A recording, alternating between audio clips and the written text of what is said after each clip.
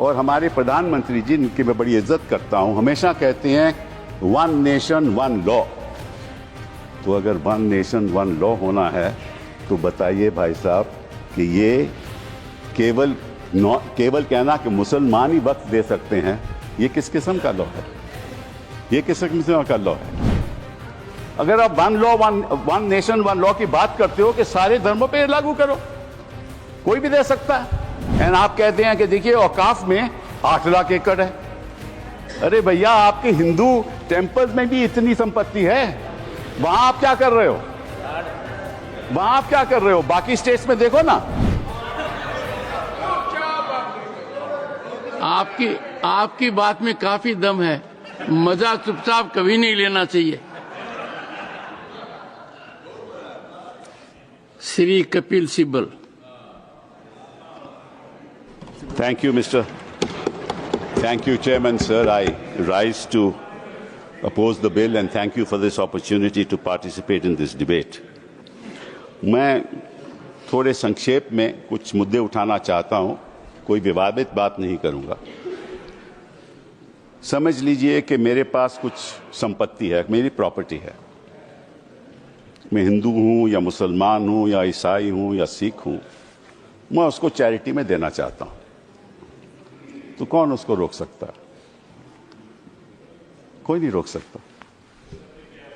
और इतिहास में जो ये बात आपके सामने रखना चाहता हूं कि there was a right of non Muslims also to make a Waqf.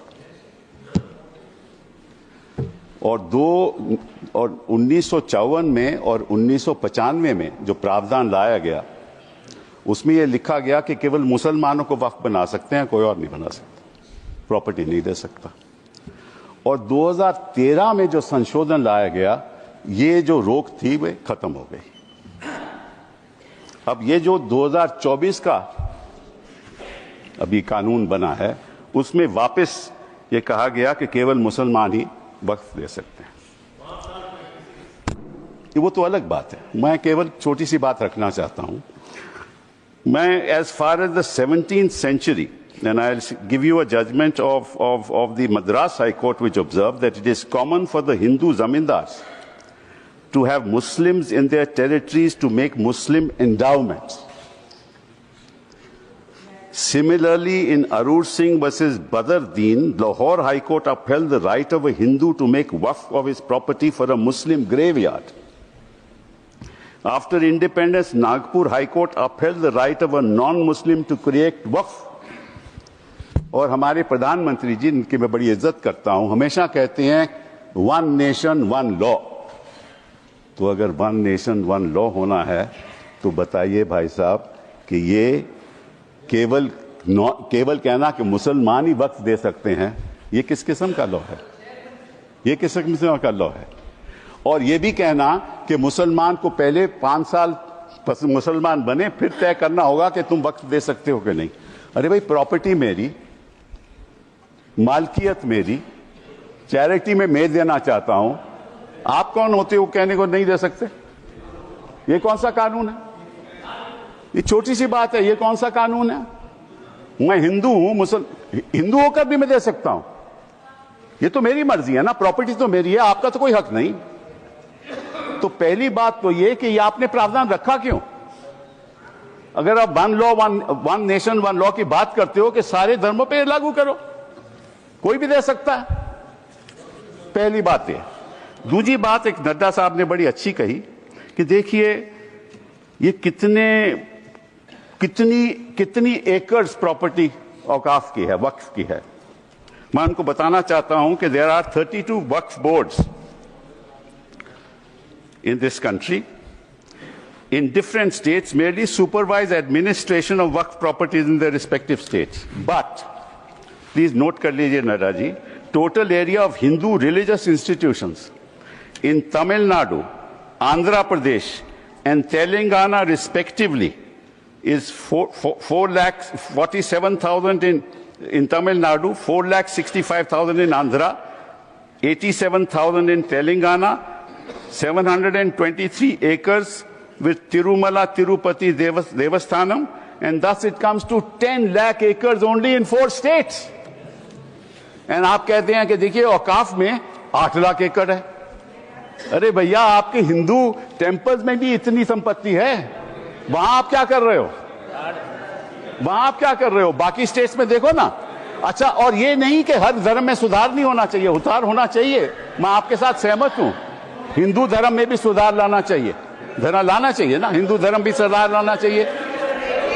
Under Hindu धर्म, एक मिनट, हिंदू धर्म, मैंने आज तक किसी को टोका नहीं, मैं केवल छोटी सी बात रख रहा हूं आपके सामने। हिंदू धर्म में भी सुधार होना चाहिए। अब हिंदू धर्म के अंतर्गत अगर कोई सेल्फ एक्वायर्ड प्रॉपर्टी हो तो वह अपने बेटों को दे सकता है, बेटी को नहीं दे सकता। कहता है मैं नहीं दूंगा अपनी बेटी को। इस्लाम में भी है कि भाई को ज्यादा मिलेगा और बेटी को कम मिलेगा, इस्लाम में भी यह है। वहां वक्त से द्वारा सुधार हो सकता है, यहां कोई सुधार नहीं हो सकता।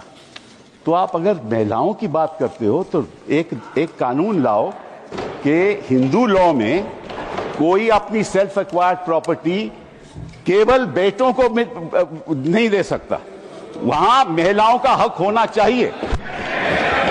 The other thing I want to say कि पहले क्या होता था कि ये जो वक्फ प्रॉपर्टी पे इंक्रोचमेंट होती थी, अनऑथराइज्ड इंक्रोचमेंट होती थी, लोगों की अनऑथराइज्ड इंक्रोचमेंट, और सरकार भी इस पे कब्जा कर लेती थी।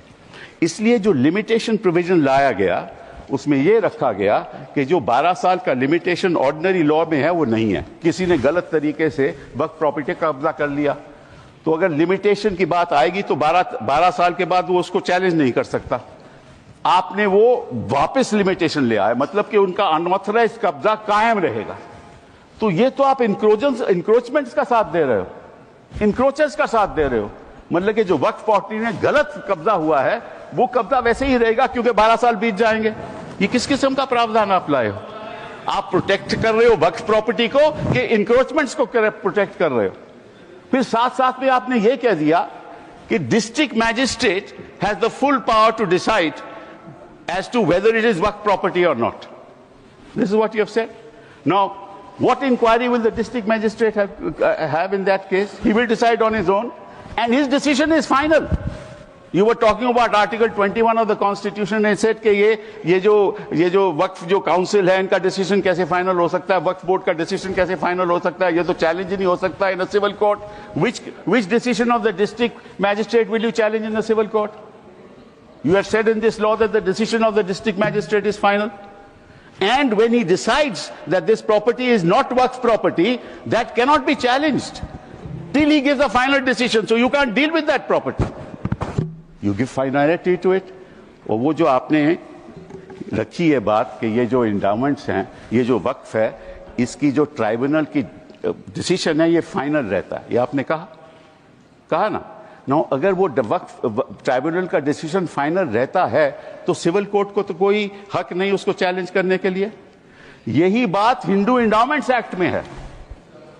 हिंदू इंडाउमेंट्स एक्ट में जो उनका मैनेजमेंट है उसका डिसीजन फाइनल है। Thank you Kapil. तो अगर हिंदू इंडाउमेंट्स का डिसीजन फाइनल है वो तो आपको कोई आपत्ति नहीं, यहां ट्राइब्यूनल का डिसीजन फाइनल है तो आपको आपत्ति है। Finance minister, what I said was that yes, you're right, the temples are being managed by the government. So is the waqf. That is precisely what I said. The statutory appointees are all by government. That is exactly the point I was making. That is exactly the point that I was making. That if the statutory appointees were all of the government, why did you want to bring this amendment in 2024? That's the point. And to you, sir, your answer to you, you said that there are trusts. Yes, there are trusts. But you know, under the Code of Civil Procedure, when there is a trust, the property belongs to the trust. But there's a difference between awqaf and trust. Awqaf, the land once donated, belongs to God. Please It round up. doesn't belong to the trust. Kapil ji, round up now. Sir, it belongs to God. You cannot sell it ever. A trust can sell property. Work property cannot be sold. And work property can be donated for religious purposes. It can be donated for shelter homes. It can be donated. Allow me. Don't interrupt now. It can be given for schools. It can be given for schools. It can be given for graveyards. It can be given for the benefit of women, and once given, it can't be taken back, unlike trusts. Thank you. So therefore, there's a difference. Thank you, Kevin. No, sir, one last See- thing. Only one. Okay. Because, sir, they are and I'll come to vote against you, not to worry. And I listen to you. Now, one last thing, sir. They say we have abolished waqfs by user. That's what they have said. Now, so there's a Conclude, Supreme sir, Court conclude. judgment that they rely upon. That is the Babri Masjid judgment. Please note, the Honorable Minority Affairs Minister should note, paragraph 1134 of the Babri Masjid judgment, which says waqf by user is an accepted mode of creating a waqf. Thank you, sir. Thank you. Please honor the judgment that you extol the virtues of to the rest of the country. Honor that judgment. And it says waqf by user is a matter of evidence. And in fact, waqf by user is established pursuant to the board, that is the board, statutory board, sending out special people who are assessors as to whether in fact this is an actual waqf or not. Thank you, Kapil And these ji. are specialists. Thank you. He must Thank know, you. he's the Thank you. minister, he Thank must know the facts Thank before he makes a statement. Thank you. Thank you. These are specialists, you Before are I abolished call- the specialists.